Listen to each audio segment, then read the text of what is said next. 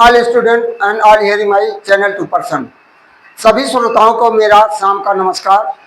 और सभी श्रोताओं से यह भी निवेदन है कि चैनल को, यदि आप चैनल पर नए हैं तो चैनल को सब्सक्राइब करिए, लाइक करिए, फॉलो करना ना भूलें और वीडियो को अंत तक देखें, जिससे आपको तमाम प्रकार के वनडे कंपटीशन से संबंधित सारी जानकारियाँ, इतिहास, भूगोल, अन्य विषयों से संबंधित जानकारियाँ मिलती रहे, मोटिवेशनल वाक्य भी मिलते रहें। जैसे कि हमने 2 दिन के अंदर बौद्ध धर्म के बारे में बतलाया है, उसी तरह आज का वीडियो हमारा जैन धर्म के बारे में है। तो पहले हमारा मोटिवेशनल वाक्य है। मोटिवेशनल वाक्य, speak positive words into your life every single morning. प्रत्येक दिन जब सुबह आप उठते हैं तो हर दिन आपको पॉजिटिव शब्द ही अपने जीवन के बारे में सोचना चाहिए, नकारात्मक नहीं। हमेशा सकारात्मक सोच आपकी होनी चाहिए। थिंक बिग, बड़ा चीज सोचो। थिंक हीलिंग, ऊंचे बनने का प्रयास करो। थिंक सक्सेस, सफलता होने के लिए। थिंक पीस, और शांति के बारे में सोचो। फिर कहा, mind set always start the day with positive energy, you deserve it. अब इसका हिंदी में, संघर्ष से भागने वाला कभी जीत नहीं सकता। संघर्ष से भागने वाला कभी जीत नहीं सकता है। Struggle is life, life is struggle. Without struggle you can not success in your life.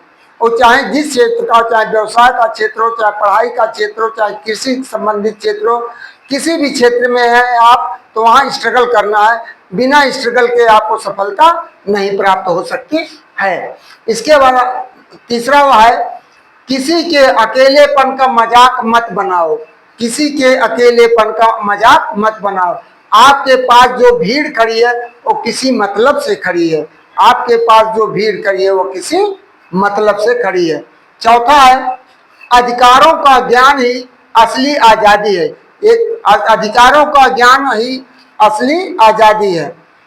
तो यदि आपको अधिकार का ज्ञान, असली आजादी कैसे मिलेगी? जब आप किताबों का अध्ययन करेंगे, किताबों से प्रेम करेंगे, लगाव रखेंगे और उनमें तरह तरह के हर बिंदु, हर पहलू को आप अध्ययन करेंगे, तभी आपको जानकारी मिलेगी आपको क्या चीज आपके लिए सार्थक है, क्या निरर्थक है, क्या सकारात्मक है, क्या निरर्थक है। फिर, वरना आजादी बस तारीख बनकर रह जाएगी। वरना आजादी तब तारीख बनकर रह जाएगी। इस तरह जैन धर्म से संबंधित महत्वपूर्ण जानकारियां और महावीर स्वामी का जीवन परिचय, एक चीज हमने दिया है। जैन धर्म की स्थापना ऋषभ देव आदिनाथ ने की थी। यही प्रथम तीर्थंकर कहलाए थे और 24वें तीर्थंकर भगवान महावीर स्वामी ने इसे लोकप्रिय बनाया। यहीं से 24वें तीर्थंकर से ज्यादा प्रचलित हुआ, जैन धर्म का ज्यादा प्रचलन हुआ। जैन धर्म में कुल 24 तीर्थंकर थे। 24वें यही महावीर स्वामी हुए। अब इनका महावीर स्वामी का जीवन परिचय दिया गया। महावीर स्वामी का जन्म 540 ईसा पूर्व वैशाली के निकट कुंड नामक ग्राम में हुआ था। कहाँ हुआ था? वैशाली में के निकट कुंड नामक ग्राम में हुआ था। इनका बचपन का नाम वर्धमान था। क्या बचपन का नाम क्या था? वर्धमान था। माता का नाम त्रिशला और पिता का नाम सिद्धार्थ था। ज्यादातर क्वेश्चन नहीं पूछते बचपन का नाम, उनका जन्म कब और कहाँ हुआ था, यही सब पूछे जाते हैं। और उनके पिता का क्या नाम था, माता का नाम क्या था। इनकी माता किस वंश से संबंधित थी? इनकी माता लिच्छवी शासक चेटक की बहन थी तथा इनकी पत्नी का नाम यशोदा था। क्या था? पत्नी का नाम यशोदा था। महावीर स्वामी को 12 वर्ष के कठिन तपस्या के बाद जुम्बिक ग्राम में ऋजुपालिका नदी के तट पर साल वृक्ष के नीचे इन्हें ज्ञान प्राप्त हुआ था। कहाँ ज्ञान प्राप्त हुआ था? ऋजुपालिका नदी के किनारे साल वृक्ष के नीचे ज्ञान प्राप्त हुई थी। महावीर स्वामी का पावापुरी में 468 ईस्वी में 72 वर्ष की आयु में मृत्यु हुआ था। क्या हुआ था? मृत्यु, आई में मृत्यु हुआ था।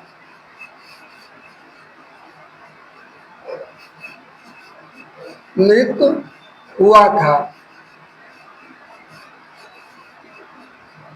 मृत्यु हुआ था। और महावीर स्वामी ने अपना सारा उपदेश किस भाषा में दिया? प्रकृत। और जैन धर्म पाली भाषा, बौद्ध धर्म पाली भाषा में थे या प्रकृत में भाषा में। इनके अनुयायियों निग्रंथ कहा जाता था। इनके अनुयायियों को निग्रंथ कहा जाता था। इनके अनुयायी, इनके दामाद जमाल थे, इनके जमाल थे। और इनकी पहली जैन भिक्षुणी कौन थी? चंपा। कौन थी? चंपा।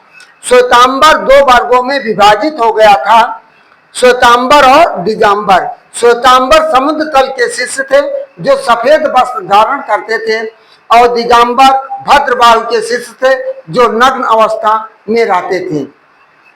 तो इस तरह जैसे वहां हीनयान, बौद्ध धर्म में हीनयान और महायान था, इसी तरह से यहाँ श्वेतांबर और दिगंबर, श्वेतांबर और दिगंबर।